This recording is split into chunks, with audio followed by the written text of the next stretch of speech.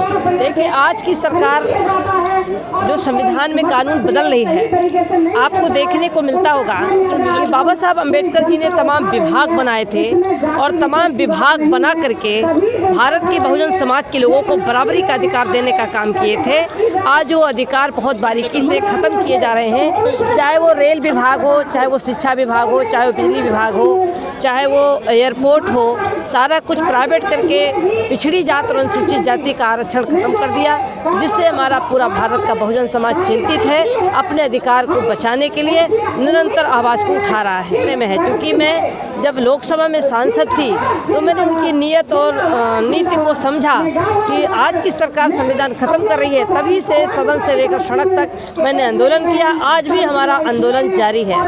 हमारा देश धर्म से नहीं चलता, न मंदिर से चलता, हमारा देश भारत के संविधान से चलता है। इसलिए भारत का संविधान हर व्यक्ति के पास जिस दिन चला जाएगा और हर व्यक्तिगत संविधान के बारे में जानकारी कर लेगा, उस दिन जितनी जिसकी हिस्सेदारी उतनी उसकी भागीदारी, जितनी जिसकी संख्या भारी उतनी उसकी भागीदारी की मांग जनता सड़कों पे करेगी। निश्चित रूप से अपने हक के लिए आज सड़कों पर जनता आंदोलित है। तमाम संगठन बना करके जगह जगह कार्यक्रम कर रहे हैं, संविधान को बता रहे हैं, बहुजन समाज को बता रहे हैं और डॉक्टर अंबेडकर जी की दी गई संविधान में कानून को बारे में बता रहे हैं। निश्चित रूप से हमारा बहुजन समाज जग रहा है और 2024 के पहले हमारा बहुजन समाज एकजुट होकर के एक विकल्प के रूप में हमारा समाज खड़ा होगा, जो आज की सरकार जो संविधान को खत्म कर रही है इसको रोकने का काम करेगा। हम नहीं कहते हमारा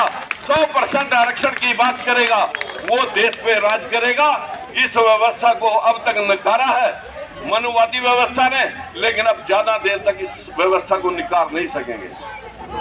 नमस्कार दोस्तों, मेरा नाम है मनीष झा। आज हम संविधान दिवस के अवसर पर हम पहुंच चुके हैं जंतर मंतर में। यहाँ किसी बात को लेकर के धरना हो रही है, जहाँ पे काफ़ी बड़े बड़े नेता आए हुए हैं। सावित्रीबाई फुले जी मैम आई हुई हैं, जो बीजेपी के सांसद रह चुकी हैं। तो यहाँ पे हमने उनसे भी बात किया। अब यहाँ पे कुछ सर मैं इनसे जानने की कोशिश करूँगा कि यहाँ पे जो बातें हो रही है, यहाँ पे जो धरना प्रदर्शन हो रहा है, वो किस मुद्दे पे हो रहे हैं और उनकी क्या मांग है। सर, मैं जानना चाहूँगा कि यहाँ जो भी बातें हो रही हैं, अभी मैंने भी सुना काफ़ी, तो क्या हमारी मांग क्या है सर? यहाँ मांग मैं जानना चाहता हूँ पहले। हमारी मांगे आज जो इस देश के अंदर देख रहे हैं आप जी, कि इस देश के अंदर संविधान को तार तार किया जा रहा है जी। जो बहुजन समाज के लिए हक अधिकार दिए गए थे उन्हें रोज़ तिल तिल करके ख़त्म किया जा रहा है जी। और उस पर जितने भी सांसद विधायक बहुजन समाज से चुनकर जाते हैं, कोई भी उसके लिए नहीं बोलता।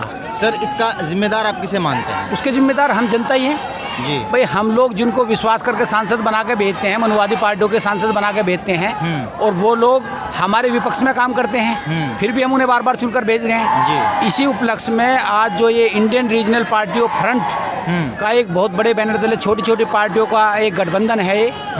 इसमें जितनी भी छोटी छोटी पार्टियां बहुजन महापुरुषों को लेकर मानने वाली हैं और बहुजन समाज के लिए संघर्ष करने वाली हैं, वो सब एक छत के नीचे आई हैं। सर, मैंने जैसा कि अभी पूरी भाषण सुना तो यहाँ पे ये कहा गया कि बीजेपी जो है वर्तमान दौर में भी कहीं ना कहीं धर्म की राजनीति कर रही है। ठीक है सर, तो मैं ये मानता हूँ कि बहुत सारे ऐसे भी लोग हैं जो धर्म को मानते हैं कि हाँ, मैं हिंदू धर्म से हूँ, वो भगवान राम की पूजा करते हैं, ठीक है, बट वो भी कहीं ना कहीं पिछड़े हुए हैं। मैटर नहीं करता है कि वो किस जाति से हैं, वो भी कहीं ना कहीं पिछड़े हुए हैं। तो क्या वो लोग इस पार्टी को मतलब ज्वाइन करके अपनी हक की लड़ाई लड़ सकते हैं? उन्हें सर यहाँ पे उनका स्वागत किया जाएगा? देखो, कारण क्या है, क्योंकि ये जो पार्टियां हैं, जो 15% लोग जो हम लोगों ने छोड़ रखे हैं, वो छोड़ने का उद्देश्य ये है क्योंकि उनकी तो पूरे देश के अंदर सरकारें हैं, जगह जगह सभी जगह उनकी सत्ता है जी। और आज क्योंकि उनके हक अधिकार में आप देखिए EWS है, बिना मांगे बिला उन्हें किसी ने मांग तो नहीं करी, लेकिन बहुजन समाज के लोग जो देश के अंदर SC ST OBC के लोग हैं, 54% होने के बाद उन्हें 27% आरक्षण दिया गया है। सर, मेरा सवाल ऐसा था कि जैसे कोई ब्राह्मण है, कोई राजपूत है, ऐसे है, उसके पिताजी का सालाना इनकम लाइक 1.5 लाख है, 2 लाख रुपए है, तो अगर वो आपसे जुड़ते हैं तो क्या उनका आप यहाँ पे स्वागत करेंगे इस पार्टी में, या लड़ाई ही मनुवाद से है? हमारी लड़ाई मनुवाद से है। अच्छा।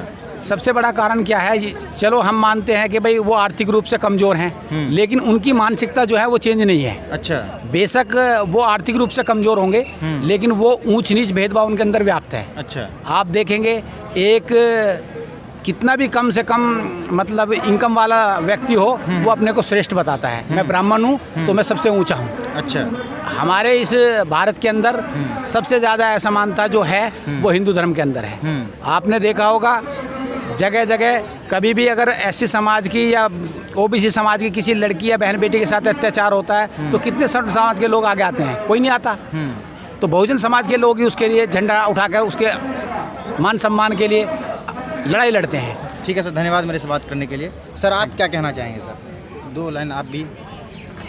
नहीं, असल में तो जो संविधान दिवस मना रहे हैं जी, लेकिन असल में जो बाबा साहब ने संविधान लिखा है उसको जो मनुवादी मानसिकता रखने वाले लोग सही ढंग से लागू नहीं कर रहे। अच्छा, मतलब आपका कहना है कि संविधान पूर्ण रूप से अभी भी लागू नहीं हुआ है? कहाँ लागू हुआ भाई? जितना एससी को कितना SC ST का 22% है, कितना मिल रहा है उनको? जी। और इनकी मानसिकता देखो कि ओबीसी की 1931 के बाद। लेकिन सर जब पत्रकार, बहुत सारे पत्रकारों ने बीजेपी के प्रवक्ता से या फिर जो भी सरकार में है उनसे ये सवाल पूछने की कोशिश की तो उनके तरफ से सर जवाब ये आता है कि जो संविधान की जब संविधान बनाया गया था तो उनकी भूमि ही यही थी कि आरक्षण को हम कुछ वर्ष तक ही रखेंगे जब तक कि मतलब कि आदिवासी समाज के लोग या बहुजन समाज के लोग आगे नहीं बढ़ जाते। तो सर इस पे आप क्या कहेंगे? नहीं, आरक्षण मतलब जिसकी आप बात कर रहे हैं ना वो पॉलिटिकल आरक्षण था। अच्छा। राजनीति में। जी। वो राजनीति में था, बाकी जो शिक्षा में या किसी नौकरी में उसमें ऐसा कोई प्रावधान नहीं था। अच्छा सर, धन्यवाद मेरे से बातचीत करने के लिए।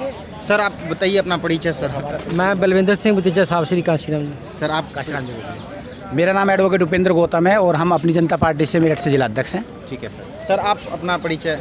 मेरा नाम मोहम्मद नसली है, मैं सर, अपनी जनता पार्टी का राष्ट्रीय महासचिव हूँ। अच्छा सर। सर आप क्या कहना चाहेंगे? सर आप भी कुछ? देखिए, संविधान सही मायनों में तो जो समता का अधिकार देता है, बराबर का अधिकार देता है, वो इन गुज़श्ता 75 सालों में तो मुझे देखने को तो नहीं मिला है और इसी की लड़ाई है। अच्छा। आपने अभी बलविंदर जी से या वो क्या कहते हैं उपेंद्र जी से एक सवाल किया था कि ब्राह्मण समाज में भी कुछ लोग जो है दबे कुचले हैं। जी। सवाल इसका नहीं है कि समाज कौन है, यहाँ जो लड़ाई है ना वो एक विचार की लड़ाई है। अच्छा। एक विचार है अम्बेडकरवाद, एक विचार है ब्राह्मणवाद। अच्छा, धन्यवाद मेरे से बातचीत करने के लिए। तो दोस्त जी, सवाल देना चाहता हूँ अगर आपको बुरा नहीं है। जी, सवाल पूछा जाए। मैं भी अम्बेडकरवादी हूँ। जी जी जी भी आप भाई कोई दिक्कत नहीं, बोलिए, आवाज़ आ रही है, क्या छोड़िए, आप पूछिए। सर मैं आप सब लोगों के दुख से पूरा मेरा तालमेल है। मैं भी एक अम्बेडकरवादी हूँ।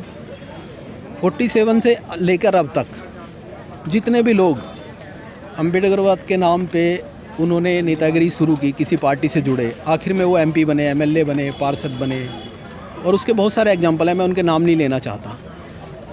तो क्या हम सब का ये सवाल नहीं होना चाहिए कि जो लोग इस तरह इलेक्ट होकर अब तक जाते रहे हैं, इतनी गलतियां तो हो ही चुकी हैं। और जैसे अभी थोड़ी देर पहले हमारी बात हुई थी कि पॉलिटिकल रिजर्वेशन 10 साल के लिए कहा था, बाकी के लिए नहीं कहा था। तो 10 के बजाय अब इतने साल हो चुके और हमारी लड़ाई मुझे लगता है बीजेपी, कांग्रेस या मनुवाद से भी ज़्यादा सबसे बड़ी लड़ाई हमारी अपने लोगों से है, जो एकदम रंग बदल लेते हैं, खुद तो अमीर हो जाते हैं, खुद बहुत कुछ बदल जाता है उनके जीवन में, मगर जिस अम्बेडकरवाद का धरना प्रदर्शन करके जिसका नाम लेके वो यहाँ तक आए हैं, इस बात की क्या गारंटी रहेगी कि इस बार जब भी वो कोई आएगा फिर वो वहाँ पहुँच जाएगा, फिर वो इस तरह नहीं करेगा? उसका क्या हमारे पास सोल्यूशन? देखिए, हमारे सामने चुनौतियाँ बार बार आएंगी और ऐसा नहीं है कि अब हम जिसको चुन करके भेजें, हो सकता है वो बेईमान नहीं, किसी के दिल में झांकने नहीं गए। लेकिन सोल्यूशन वही है कि पहले ठोक बजाएं। देखें, असल में हम लोग कभी भी इलेक्शन में इस पर विचार ही नहीं करते हैं। हम तो सिर्फ ये देखते हैं कि हमारी जाति का नेता खड़ा हो गया, हमारे समाज का नेता खड़ा हो गया, हम उसको वोट दे देते हैं। खास करके पूर्वांचल में यही होता है। नहीं, पूर्वांचल नहीं, पूरे भारत में ये है। यही बात है कि सिर्फ हम अपनी जाति के नेता को देखते हैं कि ये हमारे समाज का है। वो ये हम नहीं देखते हैं कि ये जब जाएगा जीत करके तो ये कम से कम हम जो पिछड़े हुए हैं हमारी बात करेगा कि नहीं करेगा। अच्छा, ये हमें देखना ज़रूरी है कि पिछड़ों की बात करेगा कि नहीं। ठीक है सर, धन्यवाद। तो दोस्तों, जैसा कि आपने देखा, मैंने जंतर मंतर में सर से बात की। सर इन्होंने अपनी विचारधारा शेयर की। तो बने रहिए ऐसी खबरों के लिए डेली राज में। धन्यवाद।